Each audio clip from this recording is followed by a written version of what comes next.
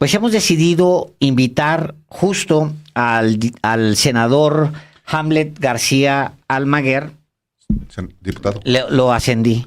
Sí. Al diputado No, pues Hamlet García. Creo que anda buscando la senaduría, Almaguer. Yo creo que ya anda desde buscando ahora. la senaduría y le damos la bienvenida. Muchísimas gracias por darse el tiempo. Seguramente debe estar muy desvelado, diputado. Gracias. Muchas gracias por mandarme a la cámara alta. Sí. Alejandro Álvaro. Muchas gracias, diputado Hamlet, por la oportunidad de platicar con el auditorio de los periodistas, porque ayer ocurrieron dos cosas extraordinarias.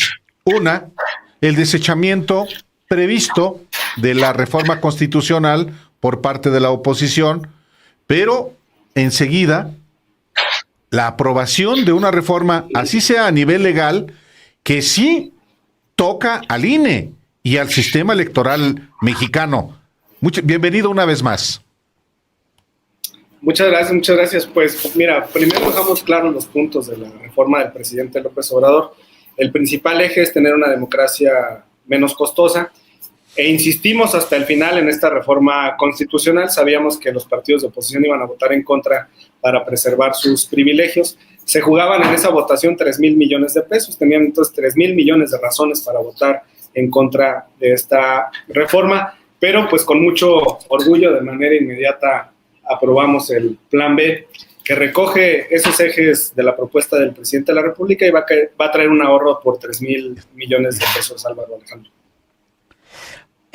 Falta todavía que pase el Senado de la República, pero de acuerdo con lo que dice César Cravioto, no habría grandes dificultades para que así suceda, a pesar de lo que anuncia Ricardo Monreal, que se va a analizar y se le va a dar voz a los partidos de oposición que han decidido, pues, no razonar, es decir, no establecer un diálogo e intercambiar puntos de vista, sino votar simplemente no a lo que venga desde presidencia. Claro, ya que estamos en temporada de ascensos, Álvaro Alejandro, yo creo que el senador Cravioto sería un extraordinario coordinador de nuestro grupo parlamentario en el Senado. Sí, estamos ciertos que existirán reacciones por parte de la derecha. Hace algunas horas tuve un debate con Damián Cepeda, senador del PAN, y sin conocer el contenido del Plan B, ya manifestó que va a votar en contra. Nosotros le explicábamos las ventajas que tiene, la importancia del impulso al voto de los mexicanos en el exterior. 30 millones de mexicanos podrían votar desde el extranjero. La elección presidencial del 2024 podría definirse fuera del territorio nacional, porque con esta reforma se va a permitir que los mexicanos en el exterior voten con su credencial para votar, con su matrícula consular o con su pasaporte.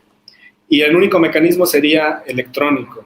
Otro punto fundamental, pues, es la reducción de la burocracia del Instituto Nacional Electoral.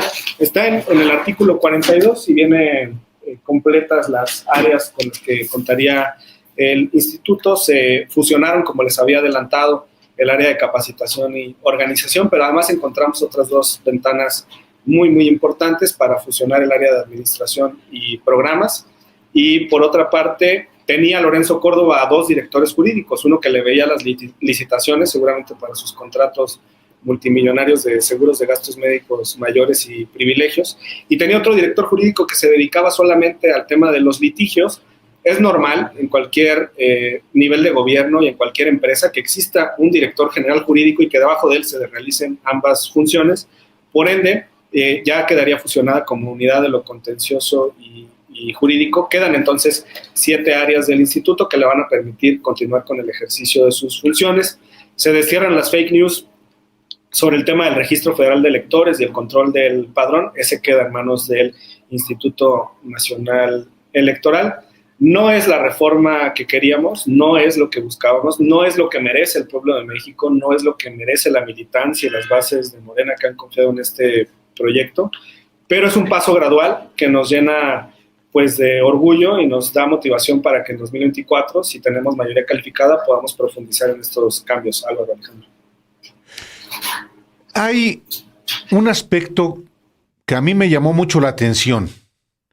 el secretario ejecutivo desaparece con esta reforma y, por tanto, el actual secretario ejecutivo del Consejo General del INE, Edmundo Jacobo Molina, es degradado.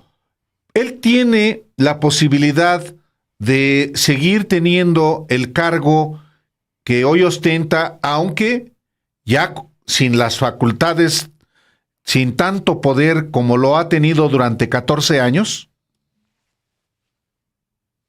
Edmundo Jacobo Todopoderoso. Si esta reforma avanza en el Senado, vamos a terminar con prácticamente 2 décadas de dominio de este personaje al interior del Instituto Nacional Electoral, y va a recuperarse, Álvaro, Alejandro, la dignidad de los consejeros electorales.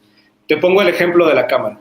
Son muy valiosos nuestros secretarios técnicos de las comisiones, son quienes proyectan los dictámenes, son quienes realizan las investigaciones, pero la responsabilidad principal de cada votación, las decisiones políticas, las tomamos los legisladores.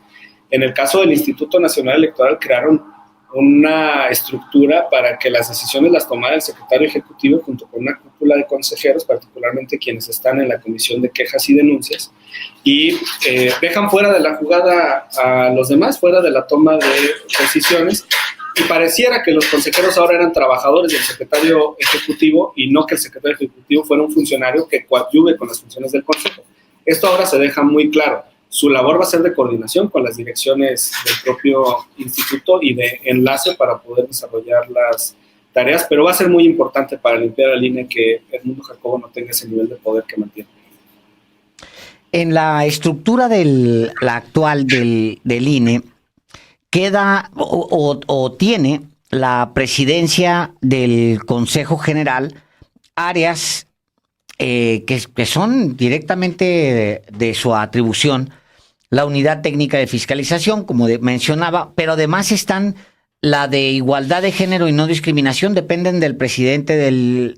Comunicación social. Comunicación social y con la coordinación de asuntos internacionales, que en realidad, o al menos esa fue mi impresión por los últimos eventos que realizaron, se había dedicado básicamente a prepararle foros a Lorenzo Córdoba y a Ciro Murayama para hablar mal del gobierno de México.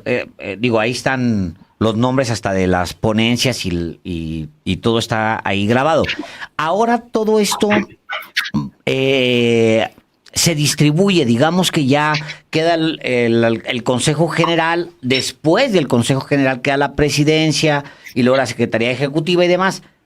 Todo ese reordenamiento va a significar pues echar lápiz, analizar y a lo mejor sí remover algunos puestos. ¿Lo tienen contemplado esta reforma así? Sí, Álvaro, Alejandro, la propia exposición de motivos de la iniciativa, y aquí vienen los mapas que ustedes mencionan sobre las estructuras del instituto, pues señalan la necesidad de hacer estas adecuaciones en los organigramas del instituto y reflejan el costo que tienen, por ejemplo, los 11 consejeros del INE, que es superior al de miles de maestros. Yo quisiera hoy recomendar la lectura de una columna que escribió el doctor Javier Hurtado, es jalisciense, la publica en Milenio, y se denomina algo así como Lorenzo el Rey, y hace un comparativo entre lo que gana Lorenzo como consejero del INE y lo que gana primeros ministros, presidentes de otras naciones, y señala que Lorenzo recibe el equivalente al 83% del salario del rey de España, y es $5,000 superior a lo que recibe la reina Leticia. Entonces, ellos crearon una estructura burocrática prácticamente de realeza, de señores feudales. Qué importante lo que señalas, que ahora el Consejo General es el que manda y el presidente del Consejo General está debajo del pleno del Consejo.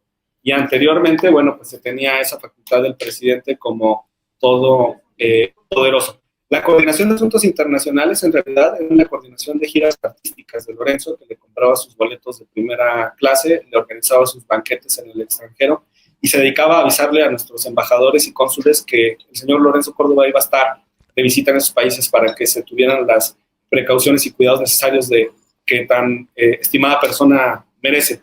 Y en la parte de la difusión, de la coordinación de comunicación social, pues era la coordinación de las fake news, porque se dedicaba a terminar boletines y a circularlos para atacar al movimiento, para atacar a la Cuarta Transformación. Se democratiza la unidad técnica de fiscalización y esto va muy de la mano también con otra reforma que viene aquí en el proyecto, que está en el artículo 12 y es alusiva a el principio de taxatividad que tiene de existir en todas las sanciones, según las cuales deben de aplicarse de estricto derecho, no pueden hacerlo como se les antoje. Digamos que ha sido una de las quejas permanentes que hemos tenido en el movimiento. Todo esto viene en el proyecto y espero que se hiciera un buen análisis en el Senado. Quisimos dejarles por lo menos esta semana para que pudieran analizarlo. Cierran su periodo de sesiones el 15 de diciembre y esperemos que realicen ese análisis a profundidad. Álvaro Alejandro.